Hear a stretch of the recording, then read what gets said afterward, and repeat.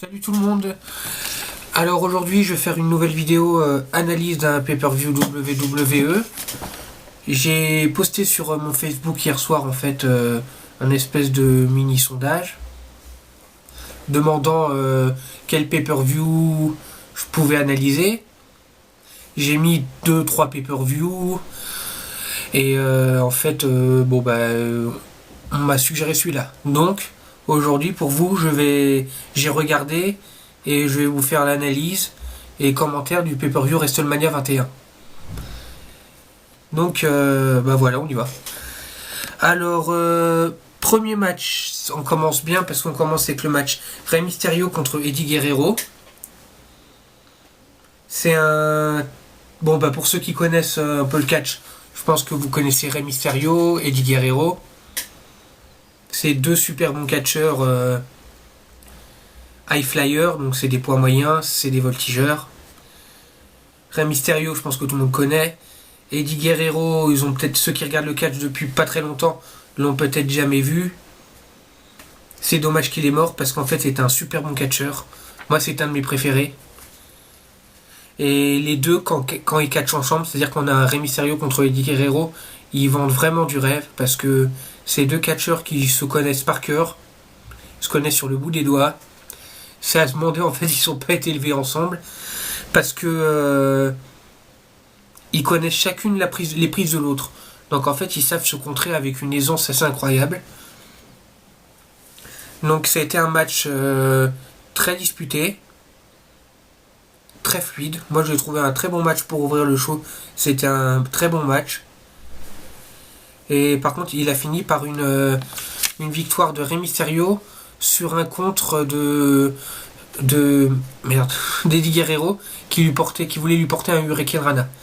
Donc Eddie Guerrero a voulu lui porter cette prise. Rey Mysterio a contré et a réussi à lui arriver les épaules au sol. Donc Rey Mysterio a gagné comme ça. À la fin du match, Eddie Guerrero était un peu vexé, mais bon, il lui a serré la main. Faut dire qu'en fait, la petite info pour ce match-là, c'est qu'en fait, c'était Rey Mysterio et Eddie Guerrero sont les champions par équipe de SmackDown. Et ils se battent l'un contre l'autre, histoire de un petit combat entre potes, quoi, histoire de se tester. Donc, Rey Mysterio a gagné ce match. Eddie Guerrero, bon, un peu vexé, mais bon, à la fin, ils se sont quand même serré la main. Donc, c'est comme une fin bien. Bon. Alors, ensuite, le deuxième match, c'est le match Money in the Bank. Je tiens juste à le préciser, c'est le premier match Money in the Bank qui a été fait à WrestleMania. Ce match, il y a Chris Jericho contre Chris Benoit, contre Christian, contre Shelton Benjamin, contre Edge, contre Kane. Alors c'est un match que moi personnellement je l'ai regardé, j'ai trouvé excellent, spectaculaire parce que franchement tous les catcheurs, sans exception tous, ils ont hyper bien vendu le truc. Il y a eu des prises de risque, il y a eu des prises aériennes, les échelles qui ont un petit peu atterri dans tous les sens, quelques coups de chaise. Mais il y a un catcheur, moi personnellement, que je trouve qui vend super bien ces matchs-là, c'est Shelton Benjamin. À chaque fois que Shelton Benjamin a été dans un Money in the Bank, il rend très bien le truc. C'est-à-dire qu'il nous fait des prises de haute voltige à chacune de ses apparitions. D'ailleurs, je trouve ça dommage qu'il en ait maintenant. Il est plus là maintenant. Mais c'est dommage que il ait jamais gagné le Money in the Bank parce que honnêtement, il le méritait. Après, moi personnellement, je vais juste te dire mon avis sur le Money in the Bank. Je trouve que depuis que le Money in the Bank n'est plus à WrestleMania, mais avec le pay-per-view, avec les deux mallettes, c'est-à-dire la mallette de Raw et la mallette de SmackDown, en fait, je trouve qu'il a perdu sa valeur. Parce qu'avant, on avait... comment dire, on avait un match Money in the Bank à WrestleMania. Je trouve que ça donnait plus de valeur à la mallette parce qu'au final ça valait plus. Maintenant, je dis pas que la mallette, maintenant qu'il y a une à Raw et à SmackDown, je dis pas que c'est devenu de la merde, mais c'est plus commun, quoi. Ça a moins de valeur, je trouve. Après, bon, c'est que mon avis, moi je donne mon point de vue, chacun est libre d'en penser ce qu'il en veut. Moi, je dis juste ce que je pense. La mallette, quand il n'y avait qu'une mallette à WrestleMania, je trouve que ça a donné plus de valeur à la mallette. Bon, alors, je vais pas m'attarder dessus. Hein. Ensuite, on a eu un petit segment, c'était pas un match, c'était un petit segment. Eugene, Mohamed Hassan et Hulk Hogan. En gros, il y a Eugene qui est arrivé sur le ring. Pour ceux qui connaîtraient pas Eugene, c'est un catcheur. Enfin, il est plus à WWE, je sais pas s'il fait encore du catch. Qui a une gimmick, comment dire. Je sais pas si c'est un attardé mental, c'est en fait il fait genre le grand enfant quoi. C'est c'est un grand enfant quoi. Bon, alors Eugene il débarque sur le ring, il dit que il est content que ce soit WrestleMania, qu'il adore WrestleMania, et il se souvient de 2 ou 3 moments de WrestleMania qu'il a trouvé ça génial. Bon, il dit qu'il aime bien les gens. Ensuite, il y a Mohamed Hassan qui arrive sur le ring avec son manager. Il commence à faire un speech pourquoi je suis pas là, vous me mettez de côté, c'est pas bien. Bon bah si vous voulez pas me donner un WrestleMania moment, je vais m'en faire un moi-même. Donc du coup avec son manager il commence à péter la gueule à Eugene. Là champagne, Hulk Hogan arrive avec sa musique et tout. Il démonte Mohamed Hassan et son manager. Ensuite il célèbre pendant genre 5 minutes, il célèbre. Tout le monde est content. Bon. Après on passe. Ensuite, le match d'après, c'est l'Undertaker contre Randy Orton. Pour la fameuse streak. Alors moi, personnellement, c'est un match que j'ai trouvé excellent parce que... Moi, tous les matchs de l'Undertaker à WrestleMania, je trouve ça bien à voir. Juste pour voir la performance du mec qui est contre l'Undertaker, en fait. Pour voir qu'est-ce qu'il arrive à faire. Parce que l'Undertaker, on sait un petit peu tout le temps qu'il va gagner. Donc je trouve ça plus intéressant de suivre à la limite le gars qui est contre l'Undertaker pour voir en fait qu'est-ce qu'il va réussir à faire. Moi je pense que le match à l'Undertaker contre... Pardon, je parlais trop vite. Le match à WrestleMania contre l'Undertaker, en fait, où il y a l'Undertaker, tu regardes pas vraiment l'Undertaker, tu regardes plus l'autre. Parce que comme je pense que tu t'adores à ce que l'Undertaker y gagne, tu veux plus en fait regarder ce que son adversaire va être capable de faire contre l'Undertaker. Moi, c'est comme ça que je vois les choses. Alors bon, c'est un match super serré. Franchement, Randy Orton a bien vendu le truc. Il s'est bien débrouillé contre l'Undertaker. Il y a eu un petit moment, un petit peu con, parce qu'en fin de compte, Randy Orton il était accompagné de son père, Bob Orton. Et le père de Randy Orton, Bob Orton, il a un bras plâtré.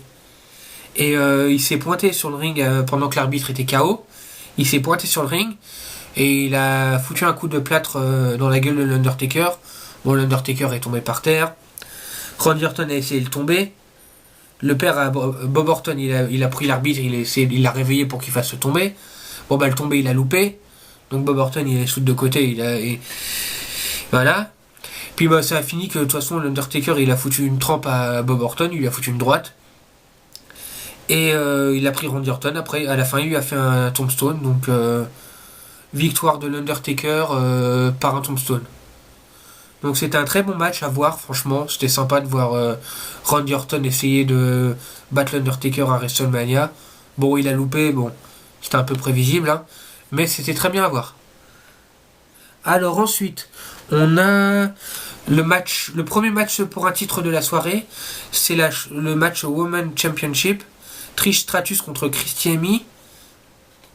Christy Hemme qui est accompagnée de Lita. En fait, le truc, c'est que Christy Hemme a défié Trish Stratus pour la ceinture. Et comme Christy Hemme était à un niveau quand même inférieur à Trish Stratus, elle était se faire entraîner par Lita. Donc en fait, Lita a entraîné Christy Hemme pour la préparer à ce match. Donc moi, personnellement, c'est un match que j'ai trouvé plutôt mou. J'aime bien Trish Stratus, hein, je trouvais qu'elle faisait de bonnes choses. Mais pour ce match-là, c'était pas le top du top, quoi. Donc, Christy Hemme a perdu, Trish Stratus a gagné, assez rapidement, après un cheap kick. Donc moi, c'est pas un match que j'ai regardé avec grande attention, je dois l'avouer. Je dis pas qu'il était nul, hein, mais... Ouais, voilà. Bon. J'en dirai pas plus. Hein. Alors ensuite, je vais passer au cinquième match, pardon. Shawn Michaels contre Kurt Angle. Alors pour ceux qui auront entendu parler de ce fameux match Michaels contre Kurt Angle à WrestleMania 21, je pense qu'on en a tous entendu la même chose. Ce match-là a une grande réputation. Tout simplement parce que c'est considéré comme l'un des meilleurs matchs de l'histoire de WrestleMania. HBK contre Kurt Angle, c'est un match légendaire. Les deux, ils sont parmi les deux meilleurs catcheurs de l'histoire. Et franchement, ils nous ont livré un match 5 étoiles. Ils ont vendu du rêve, c'était un truc même pas... C'est un peu... Ils ont mis tout le monde sur le cul parce qu'en fait, c'était un match de mid-card, comme on dit, de milieu de carte. Et ils s'attendaient les gens à avoir un bon match. Mais je pense pas qu'ils s'attendaient à avoir un match comme ça. Et là, Shawn Michaels et Kurt Angle, ils ont vraiment volé la vedette. Ils ont volé le show. C'est-à-dire que ils ont mis toute l'attention uniquement sur eux. C'est ça, voler le show. Ils ont très bien fait la chose. C'est un match que, franchement, je vous conseille de voir. Si vous pouvez vous procurer ce pay-per-view ou ne serait-ce qu'aller sur YouTube et vous tapez Shawn Michaels, Kurt Angle, WrestleMania 21, franchement, c'est un match à voir. Ouais. Bon alors, victoire à la fin. Victoire de Kurt Angle par soumission avec son Angle Lock. Alors déjà, bon, on doit savoir que c'est vrai que pour faire taper Shawn Michaels, faut quand même y aller. Hein. Le nombre de catcheurs qu'on fait abandonner Shawn Michaels, on peut les compter sur les doigts d'une main. Hein. Donc, victoire de Angle par soumission. Bon, à la fin du match, Angle, il célèbre pas tellement. S'il se fait lever le bras par l'arbitre, il est content. Mais une fois que l'arbitre il lui a fait un petit peu célébrer sa victoire, il sort du ring, il s'en va parce qu'il est tellement épuisé qu'il se barre quoi. Et à la fin du match, au final, c'est Shawn Michaels, même s'il a perdu, il reçoit une standing ovation. Tout le monde se lève et l'applaudit. Parce que franchement, même s'il a perdu, il nous a fait un match 5 étoiles. Comme je le répète, c'est un match à voir. Franchement, je vous le conseille. Alors ensuite, on enchaîne avec un nouveau segment. C'est pas un match encore, c'est un petit truc. C'est Roddy Piper et Stone Cold Steve Austin et Carlito. Donc en fait, ça commence avec Roddy Piper, pour ceux qui connaissent, qui vient sur le ring et qui commence à faire son Piper Spit. Donc il fait son speech et il invite Stone Cold Steve Austin à le rejoindre en fait. Stone Cold Steve Austin arrive, il commence un petit peu à parlementer, on va dire, les deux. Un petit peu s'embrouillent, un petit peu ils s'aiment bien, bon, ils sont un peu space les deux, donc voilà. Et tout d'un coup, il y a Carlito qui arrive, qui commence à les chambrer les deux, d'ailleurs de dire, mais vous êtes pas cool, les gens ils viennent pour voir Carlito. Puis bon, au final, Carlito il commence à se faire chambrer, les deux ils se foutent à le chambrer, ils disent, écoute mon gars, amène-toi sur le ring, fais pas chier avec ta tête de baobab, putain tu ressembles à Tahiti Bob, il en prend plein la tronche. Alors Carlito il monte sur le ring, commence à faire son mec avec sa pomme là, à faire le lancer de pomme. Roddy Piper il lui prend sa pomme, il commence à bouffer dedans comme un porc en plus, et poum il lui recrache à la gueule. Donc ça énerve Carlito, il tape dessus. Au début Stone Cold il se met de côté, il regarde les deux se taper, il est en train de rigoler. Puis à la fin il s'énerve et puis ils se mettent à deux sur Carlito. Carlito qui se fait démonter. Logique. À la fin, il y a Steve Austin qui monte sur le coin pour un peu célébrer. Il doit faire appel à son pote là qui lui envoie je ne sais combien de canettes. Il commence à s'enfiler les canettes, lui et Roddy Piper. Puis au final, ils veulent trinquer. Puis au final, on connaît Steve Austin. Il fout un stunner à Roddy Piper. Il célèbre un peu, puis il se rebarre. Voilà. Alors ensuite, on a un autre match, mais c'est pas un match de catch en fait. C'est Big Show contre Akebono. Akebono, pour ceux qui connaîtraient pas, c'est une légende du sumo. C'est un sumotori quoi. Donc en fait, c'est pas un match de catch, ce match c'est un match sumo. Donc ils ont démonté les coins du ring et tout ça. Ça fait vraiment le ring typé terrain pour un combat de sumo. Donc, alors déjà, c'est sympa parce qu'on voit même le Big Show qui est en tenue sumo avec espèce de string là, c'est assez marrant à voir. Qui se livre à donc c'est une exhibition au final contre Akebono. Moi, c'est quelque chose que j'ai trouvé très sympa. C'est sympa à voir parce que bon, c'est pas très long et c'est bien les exhibitions, mais faut pas que ça dure trop longtemps parce que sinon, après, c'est pesant. Là, le match il a duré genre 5 minutes. À la fin, Big Show il a perdu, Akebono gagne. En plus, c'est un truc que j'ai trouvé vachement surprenant, c'est quand on voit le poids, la carrure et la grandeur du Big Show, c'est la façon dont Akebono l'a pris et l'a balancé en dehors du ring. C'était assez impressionnant parce qu'on aurait dit un mec qui prend une boule de bowling et qui le jette. Il a fait un vol plané de 3 mètres de long, le Big Show. Et quand tu vois le poids du Big Show qui fait à peu près 250 kilos, tu te dis, mais tu peux pas prendre le mec et le balancer comme ça. Bah si. Alors, à la fin du match, bon bah, le Big Show est venu montrer du respect à Akebono, ils se sont fait un hug, puis bon, ils sont repartis. Mais c'était sympa à voir. Ceci, si vous pouvez le voir, c'est un petit truc marrant. Bon. Alors ensuite, il y a le match de championnat de la soirée. C'est le WWE Championship. JBL contre John Cena. Alors, c'est pareil, c'est un bon match de bagarreur. Franchement, c'est un très bon match. Hyper serré parce que les deux, ils ont un niveau qui est quand même assez similaire. Même si au niveau de la gimmick, ils sont hyper différents. C'est-à-dire qu'en fait, JBL, c'est genre le milliardaire qui se la pète, qui arrive en limousine, qui a des hommes de main et trucs comme ça. John Cena, lui, de son côté, c'est le rappeur avec les chaînes, avec le long t-shirt. C'est des gimmicks qui sont totalement opposés. Mais quand il s'agit de style de catch, au final, ils sont assez similaires parce que c'est deux brutes. Ils n'ont pas 36 000 prises. C'est des bagarreurs, c'est-à-dire qu'eux, ils cognent. Ils cognent. Coup de poing, coup de pied, voilà. Donc c'est un bon match de bagarreur qui est très serré. Mais ça finit par une victoire de Cena avec un FU. Et au final, à la fin du match, John Cena va célébrer avec son public. Et de par ce match, en fin de compte, c'est le premier titre de la WWE de John Cena. Donc on peut réellement dire que c'est après ce match qu'il y a la naissance de John Cena The Champ. Vu qu'il a gagné son premier titre. Il n'est pas encore C'est avant qu'il fasse la ceinture qui tournoie là.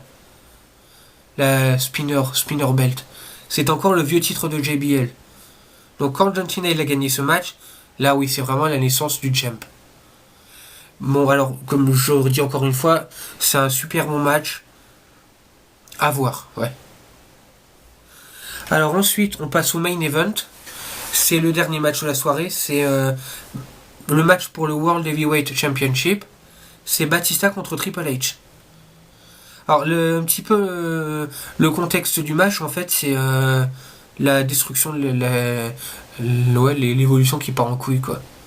Ça avait commencé avec Randy Orton qui avait réussi à gagner le titre. Triple H l'avait viré de l'évolution en le trahissant. Et maintenant c'est Batista en fin de compte qui s'est retourné contre Triple H. Donc Batista avait gagné le Royal Rumble, ce qui lui a donné le droit d'avoir un match de championnat. Et Triple H lui avait un petit peu mis la pression, il lui avait dit écoute Batista, viens pas me défier, tu vas à SmackDown, tu défies JBL. Comme ça après nous l'évolution, on est un petit peu les maîtres à la WWE, c'est-à-dire qu'on a tous les titres majeurs. Voilà. Et Batista on a eu marre, hein, il a dit écoute Triple H, je te défonce à WrestleMania, je te prends ton titre, c'est comme ça, c'est tout. Puis bah voilà comment est arrivé ce match. Donc alors c'est un match qui est très bon. Moi j'ai bien aimé parce que j'adore Batista donc voilà. J'adore Triple H aussi. C'est un pur match de poids lourd. Donc il y a beaucoup de... Merde. Comment on dit d'épreuves de force. C'est-à-dire que chacun, en fait, il essaie de dominer l'autre. Chacun essaie de dominer l'autre. Pour vraiment prouver qui c'est le The Man, quoi, comme ils disent. C'est ça, en fait, c'était vraiment... Batista a envie de prendre le titre à Triple H pour prouver à Triple H que c'est lui le vrai gars. Triple H a envie de renvoyer Batista à sa place pour lui dire écoute Batista, j'ai été gentil avec toi, tu m'as trahi, maintenant je vais te défoncer parce que c'est moi l'homme. C'est ça un petit peu le contexte du match. Donc on a un match qui est franchement très bon, malgré les 2-3 interventions de Ric Flair qui, bon, au final n'ont pas servi à grand chose, parce qu'à la fin du match il se prend une rouste, Batista s'énerve, lui en colle une. Et on finit avec Batista qui colle une Batista bombe à Ric Flair, non, à Triple H, pardon, et qui gagne le match, et qui gagne lui aussi son premier titre de champion du monde poids lourd. Donc moi j'aime bien ce pay-per-view parce que je trouve que c'est un petit peu la nouvelle génération qui est mise en avant. On a d'un côté Randy Orton qui est quand même pas mal mis en avant contre l'Undertaker. Après on a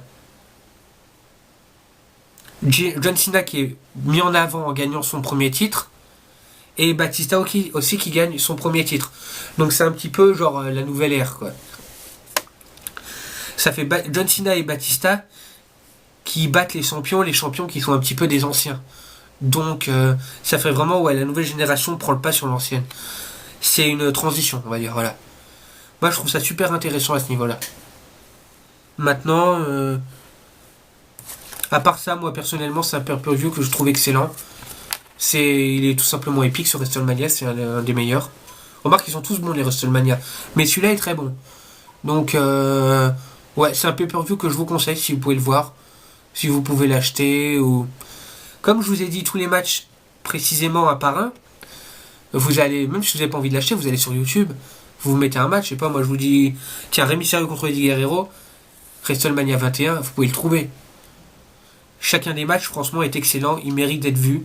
Surtout surtout le Shawn Michaels contre Kurt Angle qui est excellent. C'est un match que je conseille à tous de voir. Donc, je vais finir ma vidéo sur ce petit détail. Hein.